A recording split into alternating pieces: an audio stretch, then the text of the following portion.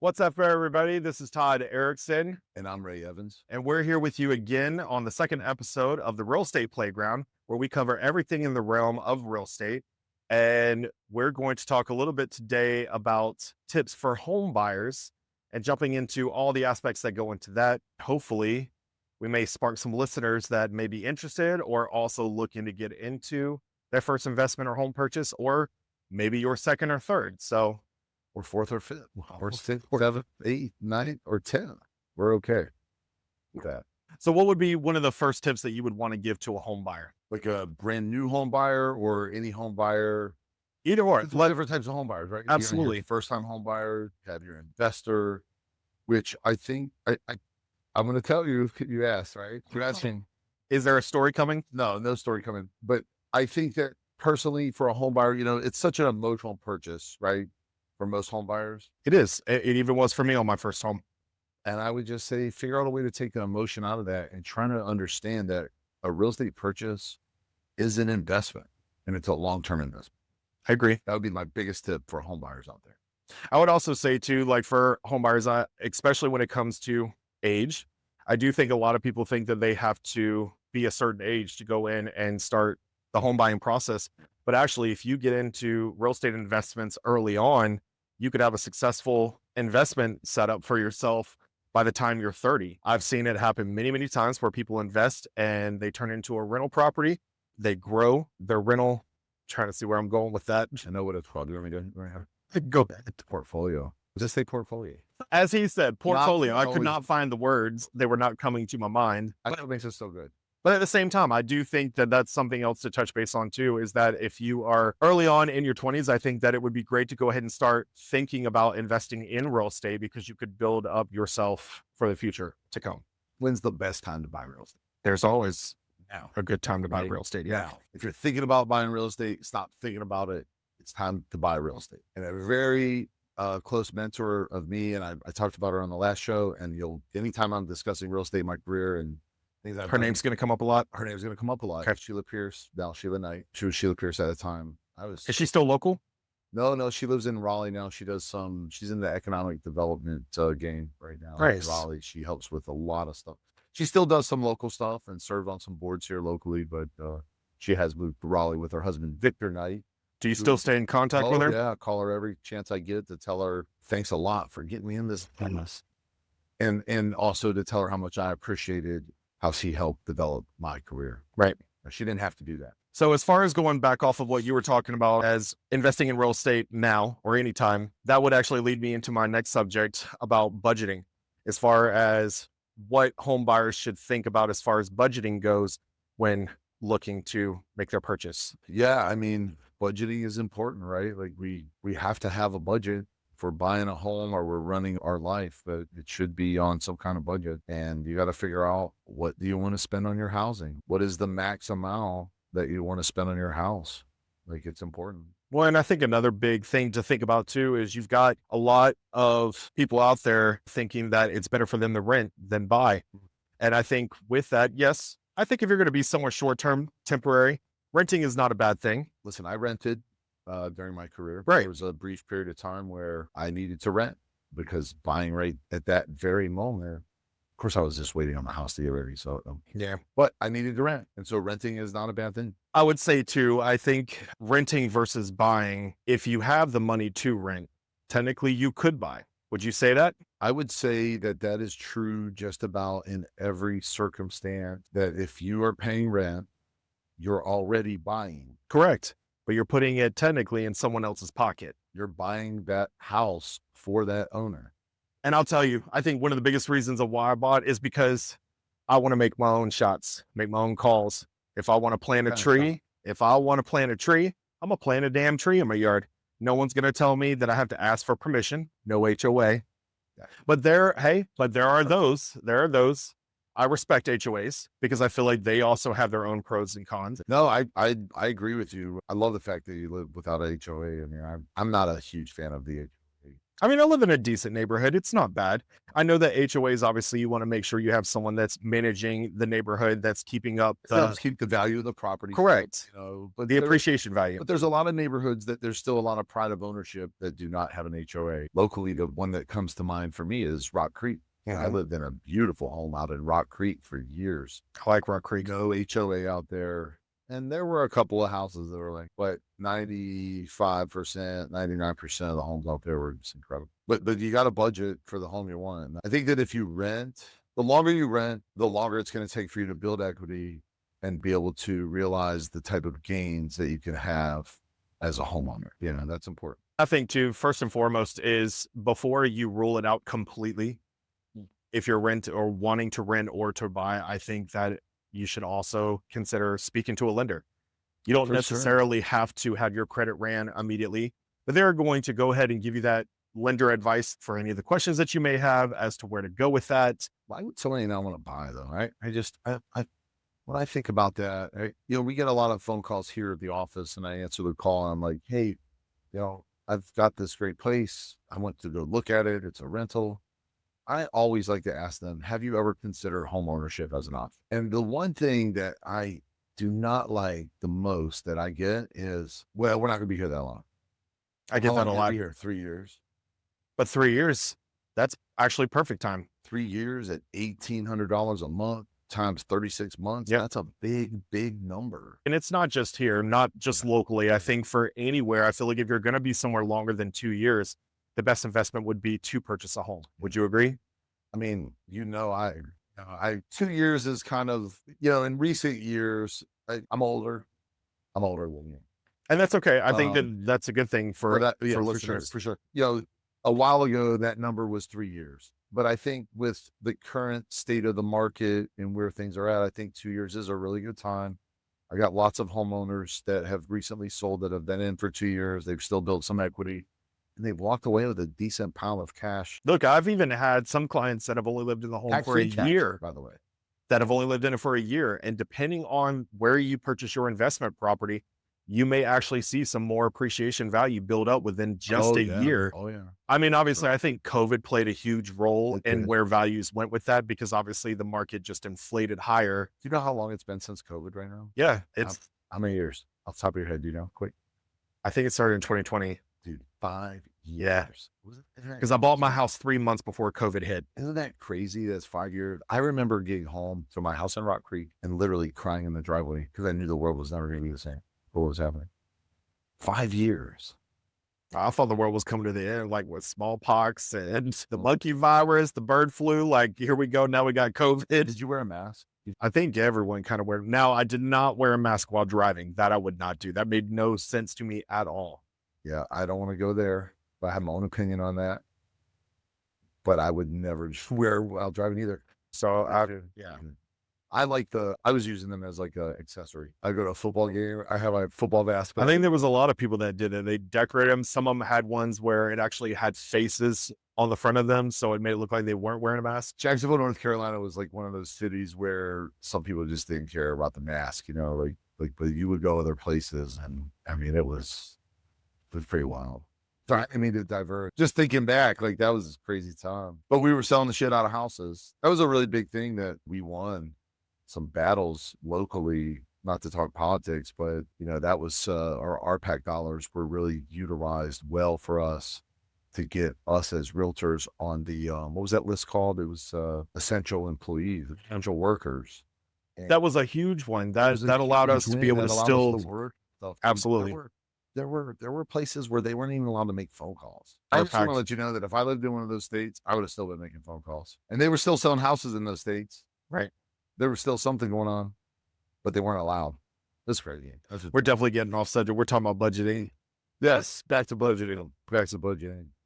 I'd like to add on to that too, because I definitely think that we spoke a little bit about it before airing this Yeah. episode. And I Yeah, know yeah. that one of the biggest things that we discussed too is for those that have the skepticism or the nervousness of being house poor. And obviously, whenever you're speaking with a lender, they're going to make sure that you can afford the home that you want to purchase. Right. Because they don't want to write loans that get foreclosed on. Those are going to get penalized for stuff like that. And If loans, and I don't know all the rules on it, but I do understand that like Like they have some things where if this thing goes into foreclosure or it doesn't go, Well, they put their neck on the line too. yeah, they get their asses hemmed up. A lot of people don't know that. Right. A lot of people don't even think about that, but it's true.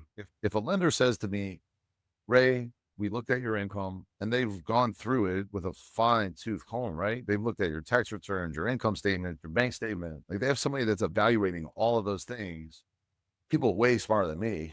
Okay. And a financial guy says, hey, you can afford X amount per month on a house. You can be confident with that. I made a mistake when I bought my first house. I should have matched it out.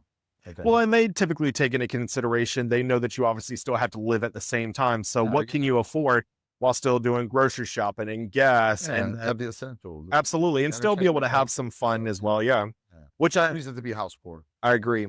But I would say, I think that would lead us into the mortgage lending area. What would you say? Obviously, we know what loans we use typically in our local area the most, but just for our viewers and our listeners, what would you say? What different types of loans do you think that we have out there that some may take into consideration?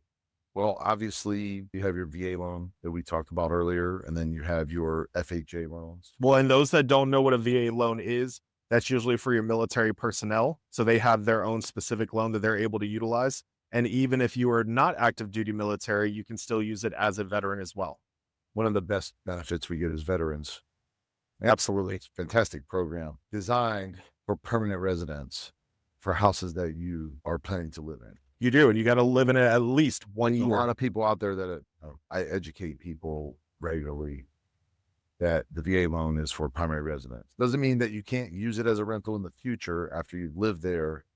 I actually think that that's a smart idea too for those that are military that say hypothetically you're only living in that area for 2 to 3 years. What we talked about earlier. Correct. 2-year limit. If right? you, as a military member, if you PCS or you relocate, then obviously you can rent out that property while it's still being a VA loan. Yes, as long as your primary, when you bought that house, that you intended to live there and you didn't go into that house knowing that you were going to get orders in 6 months Right.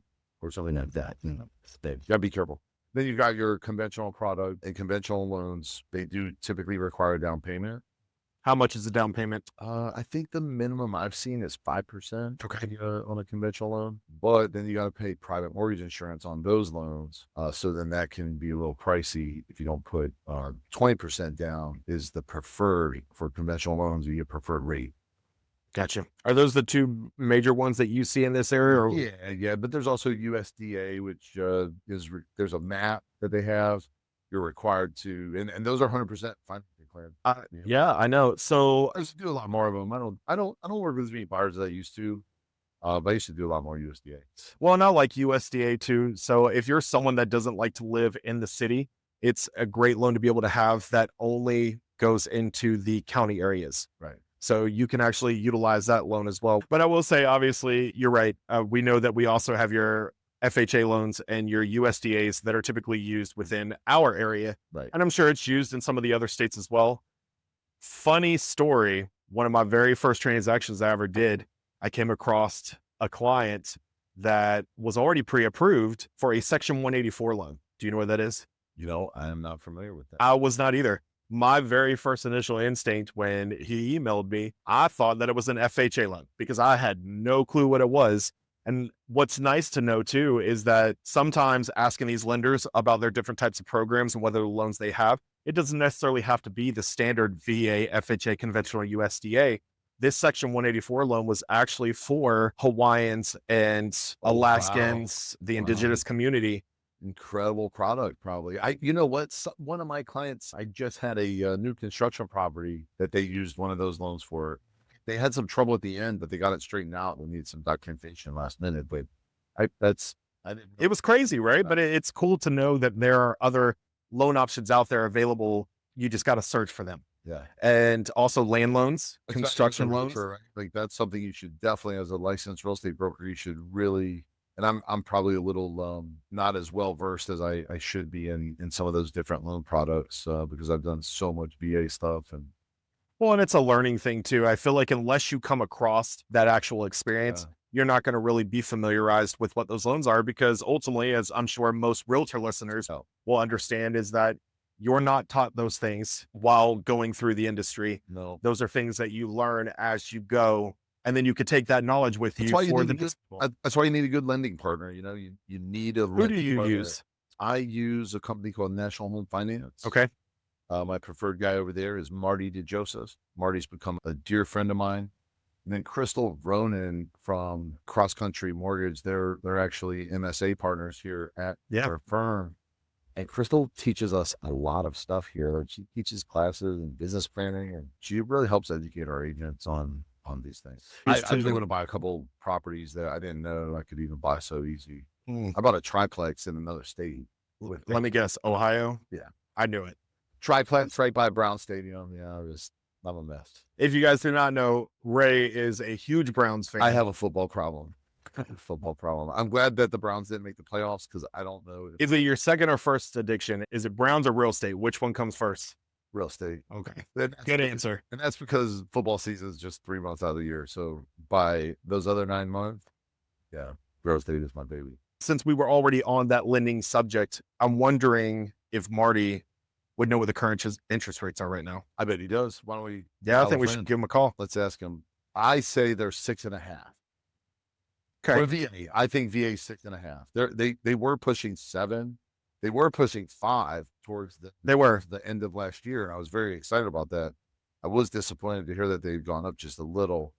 So let's phone a friend here and see if we get Marty DeJoseph on the phone. Hey, Marty, it's Ray Evans. And hey, listen, I'm sitting here with Todd from our office, and we're doing our second podcast, the Real Estate Playground. We were just discussing mortgage rates and what, if you could help us out and share with the listeners as of, what is today, February the 4th? Today is 4th, Yep. That being said, Marty, what are the rates today for VA loan, for FHA loan, for a conventional loan? Talk to us. As you know, I know you know, right? But rates follow what's called the 10-year bond. That's the T-bill. That's called a T-bill, right? Yes, sir. You got that correct. And so It's supposed to be good. that the mortgage-backed securities follow that. And today is a great day for rates. So today the rates are definitely better than they were yesterday. And as you know, rates change every day. Sometimes they change within the day. So tell me right now, if I sent you a great VA borrower with a 720 credit score and low income to debt ratio, what would we be looking at for a VA loan with no origination fee? No origination fees. Today they're bouncing between 6.5 and 6.625. Oh, you're pretty spot on. So right now I'm looking right at the rates as we speak with one of my lenders. As a mortgage broker, so I have relationships with multiple banks. I'm looking at all of my banks right now. Right. And so the rate that is quote unquote free is 6.625. Very But nice. 6.5 has a tiny discount point. So that house that you were mentioning a minute ago, pretend they're buying a house for $250, to buy down the rate to 6.5, right, would only cost $300. Then how much money would that save them per month by spending that $300 up front? How much? About $22. $22 a month. So in a year, it's going to pay for itself. Yeah. Exactly. It's going to be there very quickly. So, and that's the rate, like I said, that's free. But the way the rates are trending today, there's a very good chance at 4 o'clock today that 6.5 and 0 points to it, All right. Tell us about the conventional rate. Sure. For conventional and FHA. Let's do FHA first. We'll stick with the covenant rates. Okay. So FHA rate today is at 6.625 as well. Now, for them to buy down to the 6.5, that's got a little bit of a steeper buy down by using that same stuff, or that buy down on that one would cost about $1,000. Oh, wow. $22, it's not necessarily worth it, right? Because 1,000 divided by 22, your break even on that is Yeah. Yep. 3 years. months. Yeah. As you mentioned before, the goal is to lower the interest rates this year. Right. If you're not going to break even on that money, in my opinion, if you're not going to break even on it by 5 or 6 months, it's not worth putting the money up front to save, because there's a pretty good chance you're going to be refinancing in 6 or 8 months. Okay. Yeah. Yeah. Because otherwise it's like 45 months. That's, almost 4 years. That's bad math. And that's what we do every time as a loan officer. We're going to look at the rate that's free. We're going to look at the next rate down. And if the numbers are there and it's worth it, it's worth it. And also, as you know, Ray, because you said this yesterday in your team meeting, we're kind of sliding into a buyer's market here, right? I just mentioned that to the team this morning. Just mentioned that to them. And it's, so there's a lot of the offers you're putting in, you're going to get $5,000-$6,000 towards closing costs. Well, if the closing costs are $6,000 and you got $6,500, you can take as much of that money as you want to apply to that rate to offset it. Your client's not coming out of pocket for that. It's actually covering off what the seller's giving the closing costs. And you can do things like that as well. Nice. Okay. All right. And now on the conventional side of things, rates are much more tricky when it comes to a conventional loan, because rates are much, much tighter on conventional loans because they're married to your credit or your credit scores.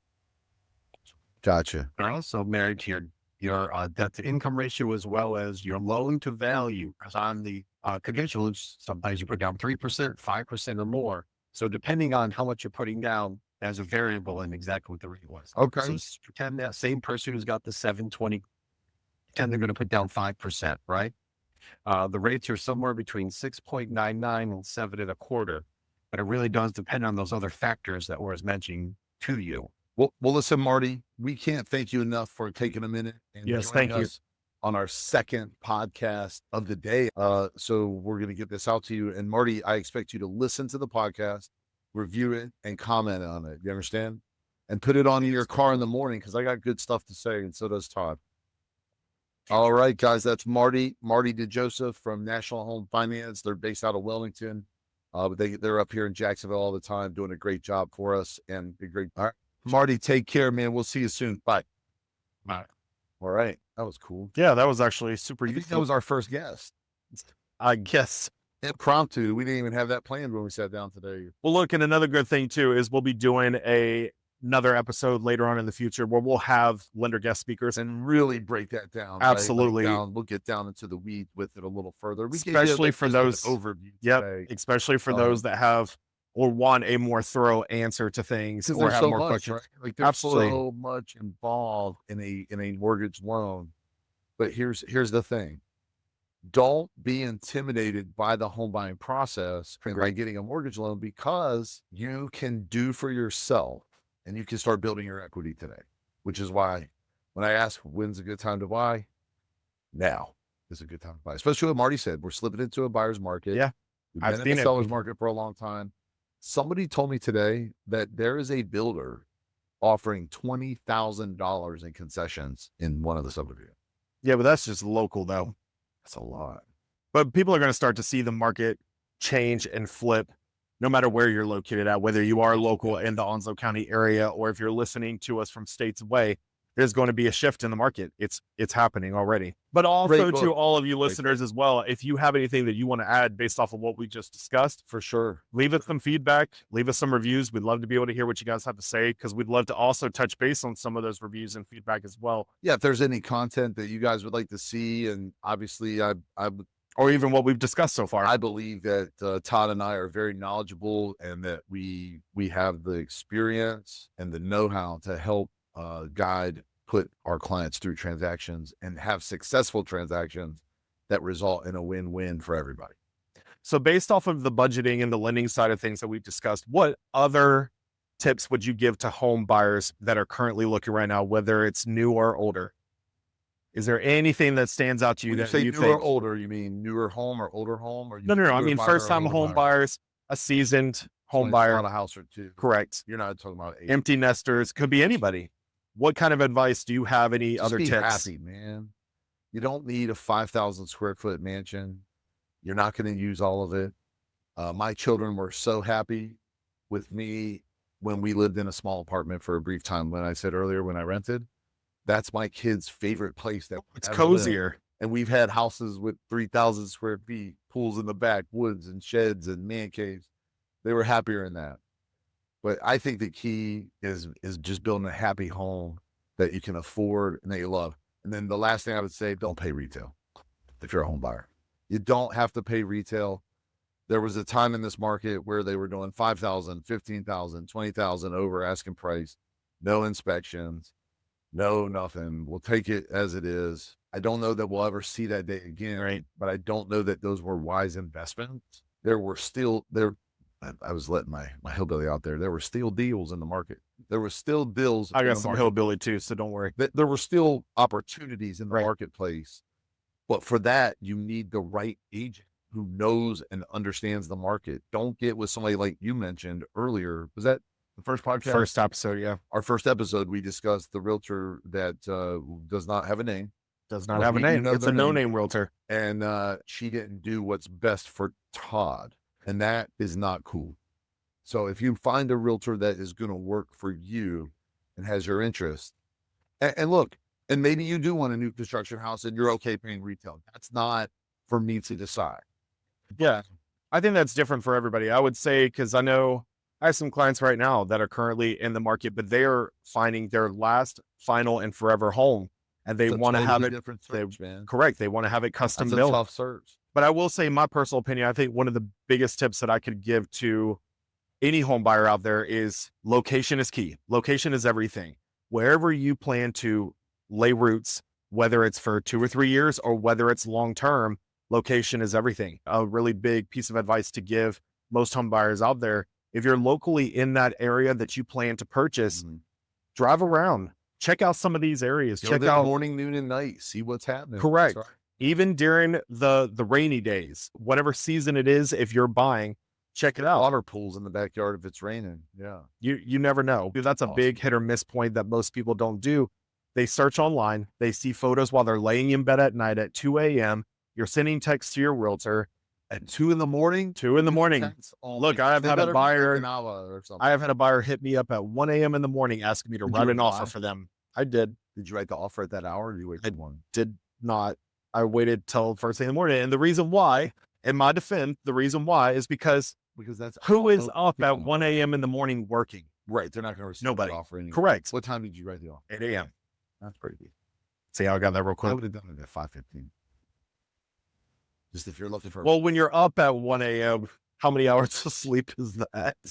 not many. But I would Right. say, I definitely think it makes it easier on you as the buyer, but also your realtor to eliminate half of those homes that you found while scrolling the internet by going and checking them out for yourselves, checking out a neighborhood, making sure that that is an environment that you want to live in, that you want, say you have a family. I don't want to touch too much on that, but a place that your family can grow or you feel comfortable living in that space. Yeah, it's important. It absolutely is. I just had a guy in my office today that moved to Winston-Salem and he got a neighbor that moved in. And he got a neighbor that moved in afterwards that made him uncomfortable.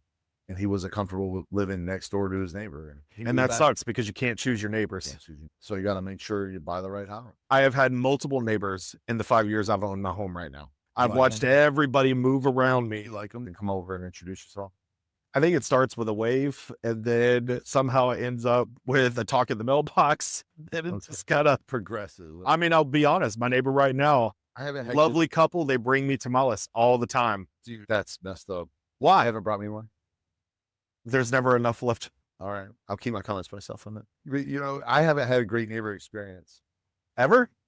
Not, I mean, it's not bad now, but when I lived at Rock Creek, the neighbor, he kicked my dog. And like the second day we lived there, we didn't have a fence yet, in all fairness. And, you know, Jeanette came in crying and I was like, I knocked on his door at like 7:30 in the morning. I was like, yo, man, what's up? I was like, wow, my girl came in crying. Yeah, she said you kicked my dog. At least you didn't do it at 5:15. So we didn't get it off on the right foot there. We ended That's up fair. being fine, but it was always one of those things like, yeah, just be nice, right? Be happy. You gotta be happy. So I probably shouldn't have knocked on his door that hour, but I could kick my dog. Just a freaking little tiny dog. Like, What kind of dog is it? oh, he's a shithead. I love him though. His name is Stitch. I was about to say, I don't think that's an actual breed. I was asking. He's Shih Tzu and Yorkie or something. I call him a pain in the ass. He's actually tough, bro. He's tough. I got a lot of respect for his toughness. I love him. So I would say we've talked about all the good things about Yeah. tips for home buyers.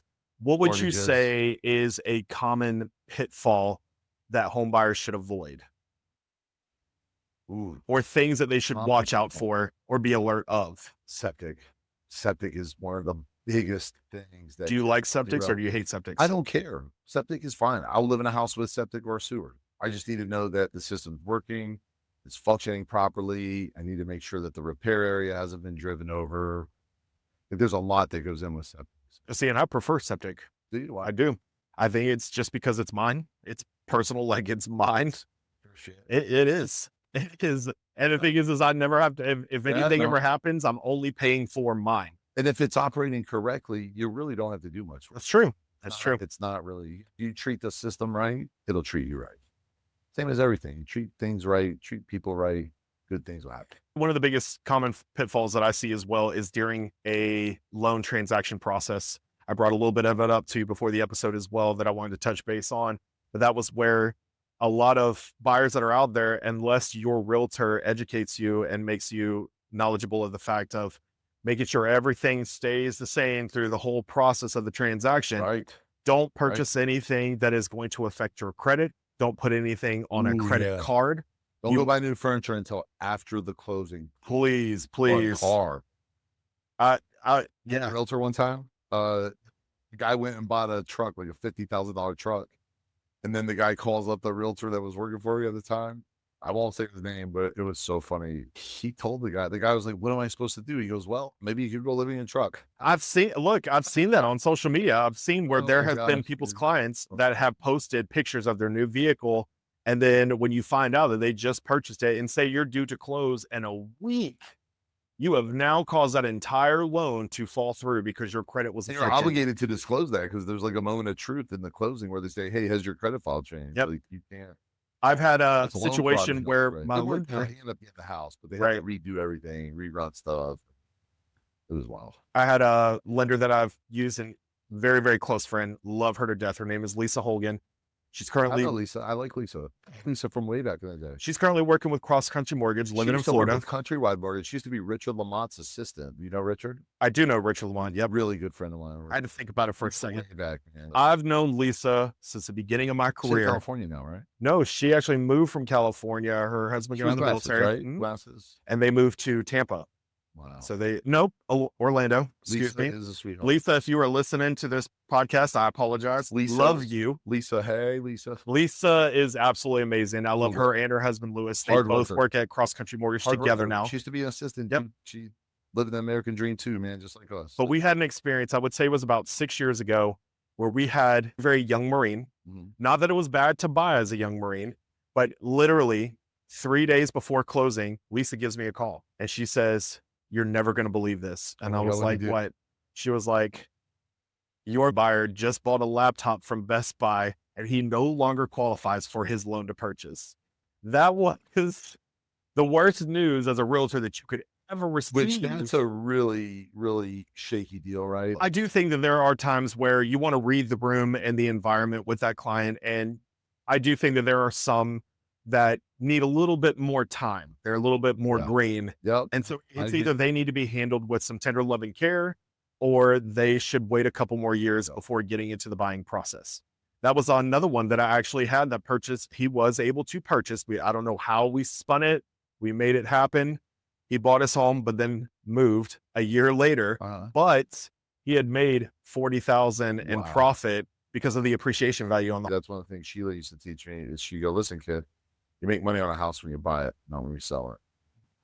So, listen, people, you make money on a house when you buy it, not when you sell it. But please Take that with you. leave your credit alone until after you buy. Once you receive that Yes, clear to please. close, your lender has what they need. Yeah, we've definitely had a hell of a podcast here today. But it's good, useful knowledge that I think that everyone needs to know, not just realtors, but new people coming into the business For sure. that want to get into real estate, that want to get into investments, that want to purchase a home, that want to sell a home. Investment is my favorite thing. I love the investment aspect. Absolutely.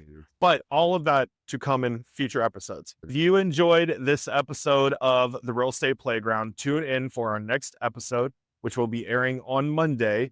Please share and subscribe to our podcast. Wait and till the please next episode. leave us feedback and reviews. If there's anything that you want us to elaborate question-wise, or if there's any other episode of a topic that you want us to discuss. The next episode is going to be dope. Once again, my name is Todd Erickson. This is Ray Evans. Thank you guys so much. Awesome. Love it.